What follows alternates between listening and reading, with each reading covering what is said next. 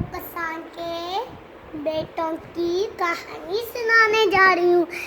एक किसान था, उसके बहुत सारे 3 बेटे थे। तीनों झगड़ते लड़ते रहते थे। उसने जब वो किसान बीमार, उन्हें बहुत समझाता था, कभी तब भी वो किसान की बात ना मानते। एक दिन किसान बीमार हुआ और कहते उसने एक लड़की का और कहता है तुम सारे इस गुत्थे को तोड़ो। कोई भी ना तोड़ पाया। उसने गुत्थे से लकड़ियाँ निकाल के उन्हें दी, तो लकड़ियाँ उन्होंने आसानी से तोड़ दी। तुम लड़ते जड़ते रहोगे तो तुम्हें लकड़ियों की तरह हर कोई तोड़ लेगा। अगर तुम नहीं लड़ते झगड़ते रहोगे तो मैं इस गुत्थे की तरह कोई नहीं तोड़ पाएगा।